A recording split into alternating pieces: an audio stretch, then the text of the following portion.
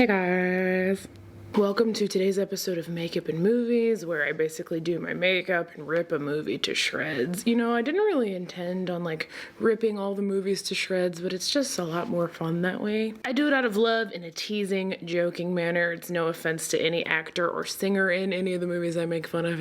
I'm really just making fun of the whole group effort, you know. I think today is going to be one of my favorites so far. I cannot believe this movie exists. I have to really thank my friend on Twitter. I just deactivated my Twitter account, so off the top of my head, I cannot remember her username. However, I will insert her right here. Thank you for recommending this movie. Today we're going to be talking about Aaron Carter's incredibly confusing and incredibly terrible movie, Popstar.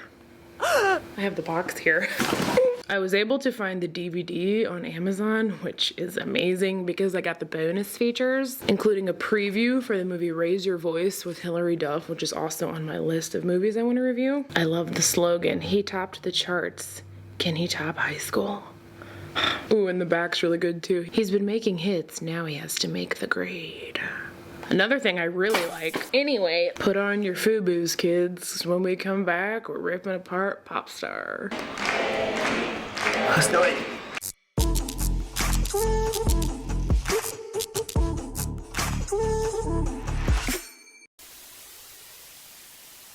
We're back with this eyeshadow primer from Viseart. I don't really like eyeshadow primers, but this intrigued me because it's clear. What? Alright, so the movie opens with Aaron Carter, who's a lot older in this movie than I thought he was gonna be. When I heard that Aaron Carter made a movie about being a pop star, I assumed he had made it at the peak of his career when he was I don't know, 13, 14. But he looks to be about 25 when he made this. I don't know, I'm not good at judging people's ages. Anyway, he shows up to his own concert. He says hi to someone and then immediately he's on stage. There's no preparation in the dressing room, no vocal warm-ups. He just pulls up and walks on stage in his normal clothes. Dang, are those FUBUs? So I was immediately confused because there's kind of a montage of several different shows. You know, it gives you the impression that he's on tour. But the thing is, he has absolutely nothing on stage with him for any of these performances. There's no cool lights. His name's not there. There's no band. There's just two backup dancers who also appear to just be wearing their normal clothes. This is weird, right? You know, they want you to think he's this incredibly famous, successful pop star, and this is the most low-budget tour they could possibly have created. And I also just have to say that I found it so awful that the song he's singing is about having a party. Isn't that the same exact subject matter he sang about for that huge single he put out when he was 12? His only hit, really? Come on, Aaron, get some new material. Kids spill juice on my mom's new cushion. At least he has some good dance moves though, you know? Lots of clapping.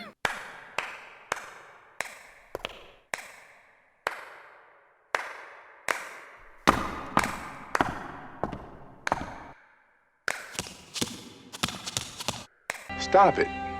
Get some help. So then we cut over to this butterfly clip wearing 28-year-old who appears to be writing a novel about Aaron Carter's character, who, by the way, his name is J.D. McQueen in this movie. To say I know J.D. McQueen is both an understatement and an overstatement. This character just absolutely kills me. She's obviously obsessed with J.D. McQueen. You know, she's writing in her novel about him. Then she runs real weird to catch the bus, but she misses it. Jane, if you want to catch the bus, just pump your arms.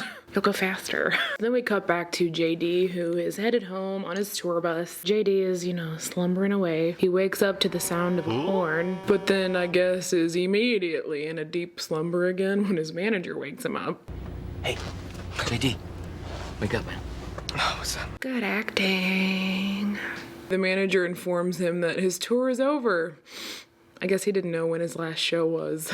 Tour's done. Album's a hit. He also informs him that his album is doing well and that his single is a hit, which I also guess he didn't know. Cut back to Butterfly Clip Girl. She works at this place. I'm still kind of unclear of where she works. I almost feel like she works at her school or something. I don't know. Doesn't matter. This is her bestie, Abby. And this was the first scene I noticed that, OMG, she has braces. fake braces that make her look younger and talk weird. So now I definitely believe that she's not 28. My dad said that if I can get a car, he'll pay for the insurance. Stop it. She gets kind of made fun of for getting a perfect score on her ACT. It's a recurring theme in this movie that smart people are losers. You hear that some super freak got a perfect score on their SAT?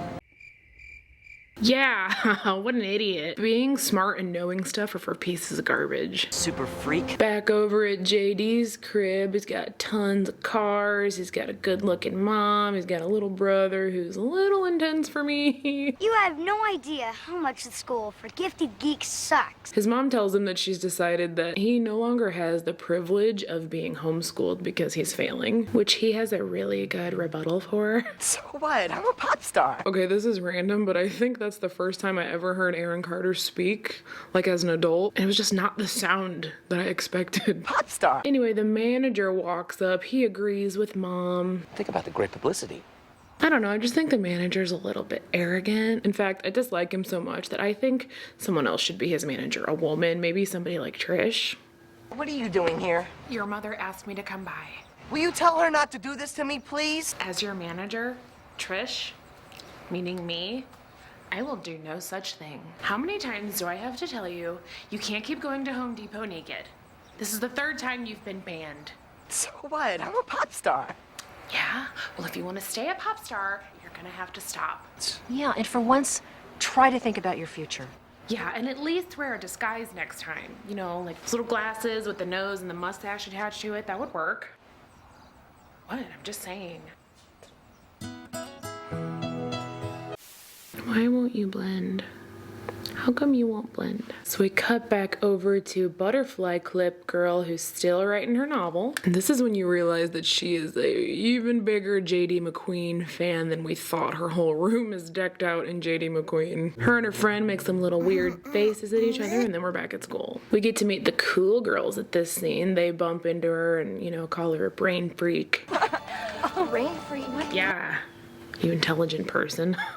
What a freak. Anyway, it's JD's first day. He walks into his first class and he suddenly doesn't feel good. He's like, whoa, regular school looks all weird and wavy. Ooh. He heads into the bathroom after class. He's wearing a button-up dragon shirt. Remember those? I don't know, I just thought the whole first day of school scene was super weird because nobody like looked up or noticed he was there besides Jane, of course. He's supposed to be this wildly famous pop star, but whatever. Anywho, he heads home. He tells his manager, like, look, I just can't do school, okay? I stepped into a classroom where other kids were taking tests and I just couldn't handle it. So his manager suggests that he hire a tutor, you know, hire the smartest girl in school.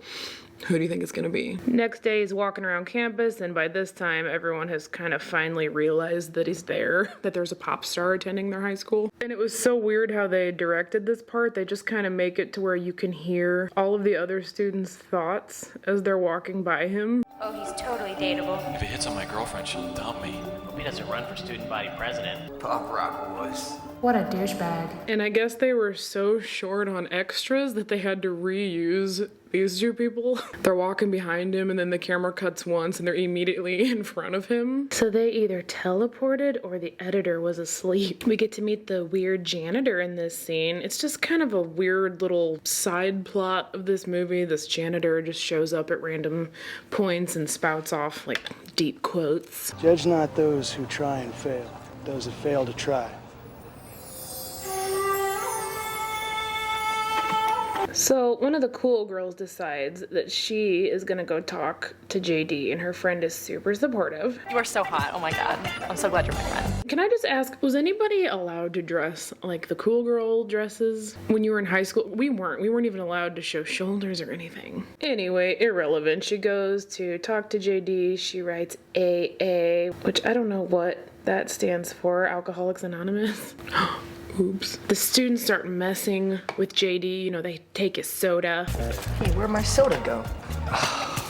Can I eat it already? Yes, I think you ate your soda. Over at the lockers later on, he overhears Whitney being mean to Brain Freak, which I guess is what tells him that that's who should be his tutor, because she's a brain freak, you know? Brain freak? So he pretends to have lost his locker key. He gets the janitor to open Brain Freak's locker, and he sees that she's a huge super fan. Embarrassing. And then it cuts over to Brain Freak's home, where her little sister is also watching JD on TV. They really just can't get enough of him in their household. Also, I really like this commercial that he's in. It's really high budget. Drink Crystal guys. Oh my god, this is the worst makeup I've ever done.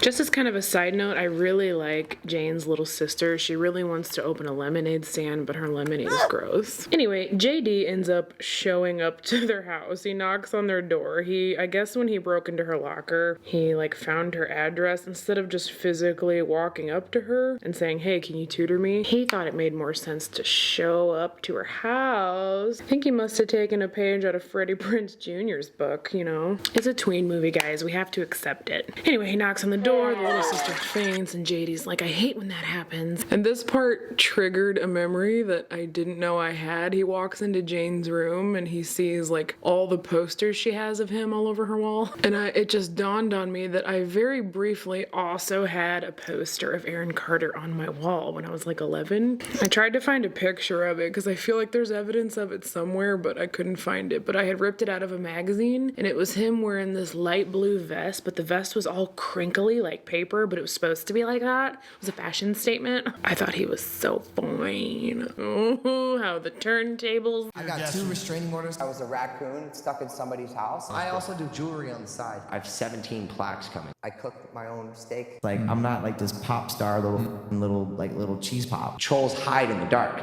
The troll mythology, they're hurting inside. I'm not playing your game. Oh, how the turntables.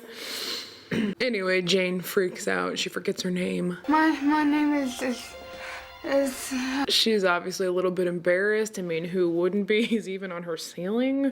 Like, you really have to be a super fan if you can't go to sleep at night without seeing your celebrity crush gazing down at you. Anyway, he wakes up little sissy. She screams. It startles him, so naturally he accidentally hugs brain freak Jane. I gotta stop calling her that. Got a little uncomfortable. I felt like she was really breathing a lot in his face. Like, I hope she had gum. JD ends up staying for dinner at Jane's house, and it's just so unwatchable. Like, they just keep speaking in acronyms. Actually, it's JD. That's J period D period. I period C period, but S period, C period, U period for a very long period. Molly Habercorn got a period. She got to the joke before I could. I'm gonna pop on this other eyelash, and we're gonna take a short break, and when we come back, flip phones. We're back with this $60 foundation that isn't that good. I'm trying to use it up. Also, I finally washed my favorite foundation brush of all time, the Sigma F47. Hallelujah. Anyway, after the incredibly uncomfortable dinner scene, JD leaves and he gives Jane a flip phone. Soup's nostalgic. He heads home. There's some horrible audio editing / overdubbing coming from the stepmom and her lines, like almost the worst I've ever seen. You know, just once, I wish that you did. Almost as bad as Rigoletto. So Jane's dad comes into her room and he's like, look, this JD kid, he's a real nobody. He obviously doesn't know that JD is a famous pop star. So she shows her dad a copy of Tiger Beat magazine to prove he's a pop star. And this scene right here, I was so thankful for because I finally had my first laugh of the whole movie. I wish my boobs were bigger. No, not that. You guys, again, okay? I'm not mature enough for stuff like this. Giggle like a little schoolgirl. So the next day, Jane and Abby are walking to school and JD pulls up and he decides to give him a ride, which totally like scores him some cool points at school, you know? He ends up asking Jane if she wants to hook up on Saturday. You wanna hook up Saturday? Meaning just get together. And it just bummed me out, you know? I'm like, why mess with this girl's emotions? Why do you gotta make everything sound like a date if you're not really interested? All you have to do is say, hey, Jane, can you tutor me? So Saturday comes, JD and Jane are cruising. She asks him if he has a special place, and he makes it weird. Do you have a special place? My earlobes. They go to study at the beach, and he's wearing his dragon shirt again. Really? This kid who earns $10 million a year is recycling dragon shirts? Ew. Anyway, they are studying. She explains essentially nothing to him, and then he immediately understands everything and starts explaining it back himself. So then you graph the x and then y-axis. Exactly. I wrote in my notes here that this is the worst scene of the whole movie. It's just like shot after shot of them looking at each other while this Jurassic Park music plays in the background. It just gets worse and worse. Like, why are there so many shots that are so overexposed? Oh God, my eyes. Oh God, now they're running on the beach and there's a straight up orca there. Shamu? Seriously? How much are they paying you, Shamu? They're just frolicking like, yay, so fun. Fubu jeans are the best for the beach. The chemistry is flowing, you guys. He lets her drive his car. He does the 90s tween hair tuck. Wait, does he? They're laughing about nothing. It's super cute. There's at least like 12 shots of their faces. Please just do something else. Where's my elf contour? Later that night, they're texting, and you can tell they're doing that T9 texting. Remember T9? Next morning rolls around, and to Jane's surprise, JD has bought her a car, because that's what you do after your first date with someone. And it cracked me up because she's just kind of underwhelmed by it. You bought me a car? She just drives it to school. I guess you don't need to get it licensed or sign the title over or anything. Like, yeah, let's just head to school in this pop star's vehicle he just bought me. It's normal. I suddenly like this foundation. Why does it look so smooth? Anyway, they get to school. She asks JD why he bought her a car. His response is pretty gross. Maybe someday you could help me out too. Now it's starting to come out, friends. The age-old, narcissistic, I gave you a gift you didn't ask for and now you owe me something technique. Don't fall for it, Jane. Anyway, then there's this random scene of JD signing autographs like at school. I thought it was really weird, and I also like how the pictures he's signing just say pop star on them. Imagine going to like an autograph signing of your favorite R&B singer and they just handed you a picture of him that said R&B singer. Anyway, guys, we finally cut to a really good montage. I've been waiting. We get a montage of JD and Jane hanging out. They're rollerblading. They're doing a sport. They're doing straight up gymnastics. They're back tucking. Everyone's starting to like Jane suddenly, besides cool girl Whitney, obviously. Jane's so happy. She's laying on her back, kicking her feet on this couch that my mom totally had in 1996. But her happiness is short-lived. She accompanies JD to a radio interview that he just like walks into in the middle of it. They didn't start the radio segment with him there. He walks in as they're recording it. I don't know. But she finds out during this radio interview that he has another special relationship with another famous pop star named London. But I think that certain someone could be a certain London Sheridan. Ring any bells? Do I look? So she bails on him, you know. So the next day at school, she confronts him. She runs home. She's writing her novel, and she's like, "Scumbag! This is so beautiful. Oh my gosh.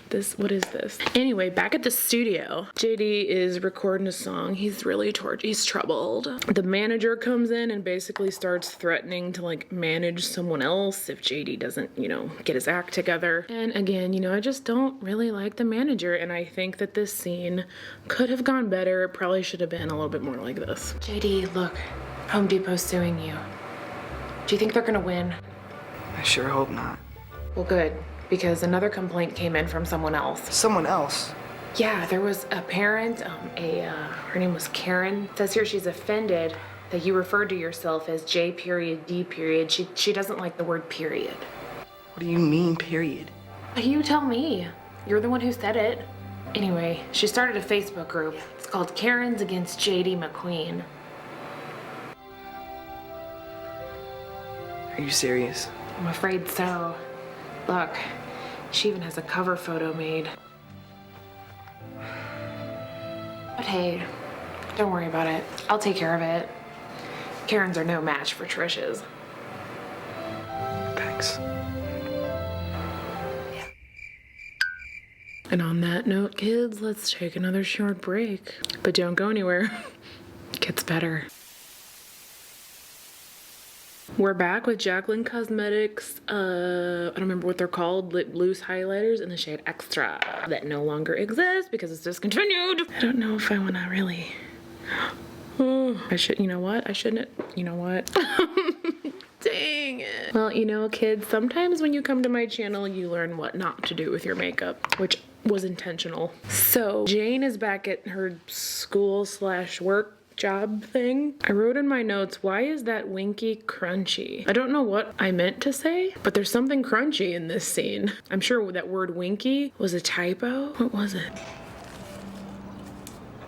I guess we'll find out when I'm editing. Anywho, the movie got a tad boring for me at this point. Not much happened for a while. JD like kind of apologizes. I'm a pop star. Jane brushes her braces without toothpaste. My favorite thing in movies ever. There was this really long, like kind of weirdly edited little scene where Jane gets a set. You could just kind of tell they were trying to fill up space because it's just so long. I don't like zit scenes in tween movies, you know? I don't need to be reminded of my zittiest days. Remember that word, zittious? For when you're zitty, but also hideous. I still have the zittiest merch. You guys didn't really like it that much, whatever. So then there's just this like semi-creepy scene of JD's manager taking Jane shopping instead of JD just doing himself. I don't know, I'm not trying to like find anything creepy where it's not creepy. I just thought it was a little bit odd, okay? Oh my gosh, look how bushy. I was a raccoon. We do find out that the reason Gary took Jane shopping was because JD is going to take her on a date. So she gets a fancy dress. It's obviously super formal, right? Because they had to go shopping at like this fancy dress shop to get it. So you can tell that this is serious. Whatever the date is, it's going to be a big deal. So I'm going to take a wild guess and say that JD is going to be wearing a tuxedo, right? That's a reasonable guess. I mean, he even shows up in a limo, like they're really building you up to think it's gonna be this beautiful formal date. All signs are pointing to JD looking nice. No, he's wearing this cut-off sleeve plaid hooded thing. And, you guessed it, his FUBUs. Or wait, are those Jinkos? I don't remember the difference. Point is, he looks like crap, okay? So the big reveal comes for Jane. She's wearing a dress that you can't see, and OMG, her braces are off. You look... And JD, of course, is just stunned. He's like, oh my god, you're attractive? I had no idea. So, turns out that their date is going to the music awards. He basically takes her to, like, this movie's equivalent of the American Music Awards or something. And at this point, I was really still kind of confused about what exactly JD wants. You know, like she's already tutoring him, so I just don't really get what he needs at this point. Why am I spinning? After the show, they're on the beach and they're chatting. I never noticed, but you have a great smile. Why didn't you notice? It's weird that you didn't notice. They finally have their first kiss and he tells her not to tell anyone. Please don't tell anybody about this. I want to keep it our secret. Ew. My heart really went out to her at this point. I mean, my heart went out to her character. High school guys always pulled stuff like that. Like, I want to hang out with you, but you're not quite cool enough for me to admit it to my friends. And then there's just this super weird scene where he starts talking about grades and what the letters mean. Yeah, but C is for average, which starts with an A. A is for excellence, which starts with an E. And D is for below average, which starts with a B. B is for above average, which starts with an A. And G is for gross, which starts with a G. Think about it. So the time comes for the students to take their final, and this is when we finally see what JD's intentions were the whole time. Turns out this whole time he was pretending to fall in love with Jane so that he could copy off of her test, which she obviously catches him doing and is livid. I saw you. You cheated off of me. She was one of those kids we all went to school with who would take their test like this is their pin and they'd be like, you're not copying off of me. She storms off and is like, this is your plan all along. This was your plan all along. I should have seen this a mile away. Here's a car. How about a date? Even a kiss? Okay, wait. This whole time was literally to just glance sideways at her paper on finals day. Why did he need to be tutored? Better yet, why did he buy her a car? Thank God we frolicked on the beach. Now I can look sideways at her paper while I sit next to her in class. Anyway, they break up, if they were even officially dating. Even the teacher is like, dude, What the heck? He reminds me of that meme here. Jane is super bummed, obviously, that her pop star boyfriend looked at her test. So her mom takes her to the beauty shop, you know, to cheer her up. By cheer her up, I mean spin in those hydraulic salon chairs like a couple 6-year-olds. And then each get roller sets like 80-year-olds. Typical tween. Anyway, this salon knows what they're doing. You know these hairstyles are gonna stick because they used Stiff It. I want to try one of these glossies from this really pretty collection from ColourPop. Anywho, back at school, JD's getting life advice from the janitor. I really like how every time the janitor speaks, they play a flute in the background or a recorder. Anyway, JD really likes whatever that advice was that the janitor gave, because whenever he goes back to the studio, he's suddenly able to start writing again. His writer's block is lifted, and we finally get to hear Aaron Carter really sing. Oh, God. No. This is a very emotional part of the movie. He's singing, she's ripping down all her JD McQueen posters and memorabilia. JD ends up going back to the teacher and admitting that he cheated, which was noble. Meanwhile, Jane takes it upon herself to kind of Google the situation. Or was it Google back then, or was it Ask Jeeves? I can't remember. Oh wait, I'm sorry. It's not Google or Ask Jeeves. This is actually just located in her C drive, meaning it's not an actual website. It was just created for the movie. Google her. Anyway, her wheels are turning. She just wants to know if he has testophobia. Not to be confused with testiphobia.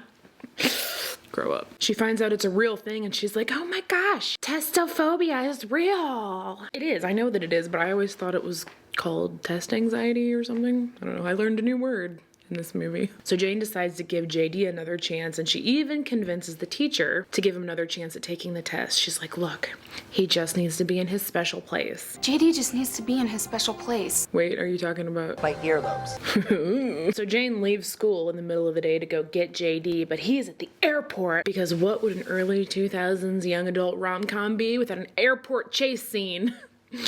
I'm just kidding. They don't end up chasing him at the airport. I was disappointed. They ended up just making it to where JD's mom called his manager and was like, turn around. Lame. I was ready for the climax of the movie to be Jane running through the airport like, don't get on that flight. Don't get on that flight. Wishful thinking. Anyway, the teacher lets him retake the test, but instead of doing it in a classroom, he does it on a stage where he's comfortable. The teacher makes gross dad noises while he's grading the paper.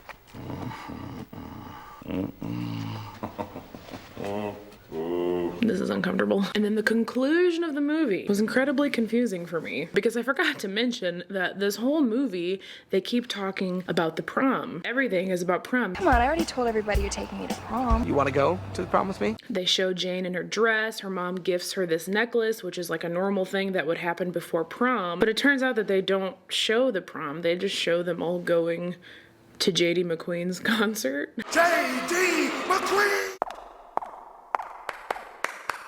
But it's not like a real official concert. It's just him performing in the school's auditorium or something. I don't know. I don't know anything, guys. I'm just here to rip it apart. So cool girl Whitney comes up and she's like, you chose her over me. And then her water bra pops because water bras were a thing in the early 2000s.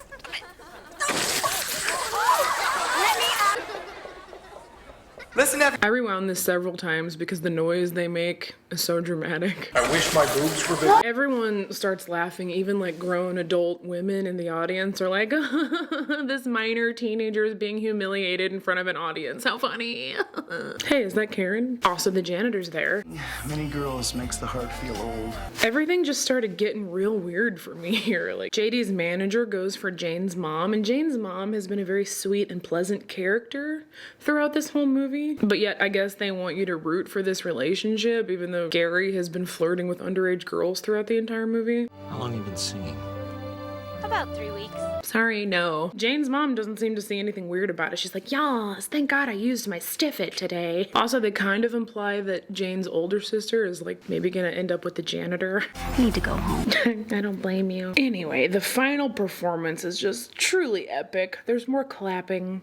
The dancers are now just sitters. The song has a key change that everyone cheers for some reason, even though nothing else happened besides a key change. Everyone's cheering, like, yeah, this is the world's worst movie. This is the worst project we've ever done. And if you think it's over, no, it's not. There's one final shot back at the beach in their FUBUs. They kiss and it's finally over. Thank God. That was a rough one, guys. One of my favorites, truly. I laughed my little butt off taking notes. And I'm also always thrilled when, in addition to the movie, we have some really good ending credits. Why is the guy who played the janitor singing the ending credits song? They showed a lot of behind the scenes footage. I was very proud of them for the outdoor scenes where they used light diffusers. If only Robert Iscove had invested in a couple of those from Justin and Kelly. And that's it. It was an okay time. Thank God it's over. Dang it. I can't find the budget. I've looked everywhere and it just says box office data is not available for this title. I have to assume that they're probably embarrassed because they lost money. So let's look up some reviews. These reviews are so aggressive and horrible. I can't even read most of them to you on my channel because they're explicit. Okay, I found one that I can read. This IMDb review comes from a user named Java Joe, and it is entitled, "What Were You Expecting?" Aaron Carter was rather popular when he was young. He had a hit single, girls really liked him, his older brother was in one of those boy bands. It looked like his career would never stop until it stopped because people realized he wasn't that good. A little harsh, okay, but I feel like Aaron Carter could maybe joke about himself. I don't know. You just called me a crackhead. Thank you again to my friend who suggested it, and thank you, Aaron Carter, for blessing us with this cinematic gift. Guys, really quick, if you're still here, I just want to like throw something out there. If there are any actors in this movie who I didn't recognize, please don't yell at me about it. Sometimes it's not that I don't like the actor or that I think ill of them or whatever. Sometimes I just don't talk about what else they've been in because I haven't seen them before and I don't recognize them. It happens. Thank you, friends, for being here. I can't wait till the next episode. I think it's gonna be a fur episode. I need like a palate cleanser after dealing with Aaron Carter for so long. So I hope to see you there. Love you guys. Bye. Oh God, my back. How you doing? Good. How you doing? Well, you filming? Mm-hmm. Alright, so what you doing? What's today's video about? That pop star movie with Aaron Carter that I watched. Oh yeah. The hair. We're not gonna go there. Babe. What? I held up 2 chips to give to Ember, and I promise you, she come down her ladder, goes, chip, and then she come leaned up underneath her tree, goes, chip. Oh. She knows. Did you say like good girl? I did all that, and I gave it to her. Okay. My baby bird is so smart. Are you going to Scarborough Fair?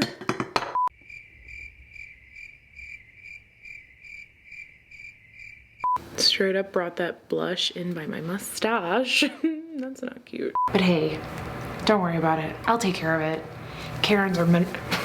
Same character too. I am. Your lips and stuff. This looks crazy weird.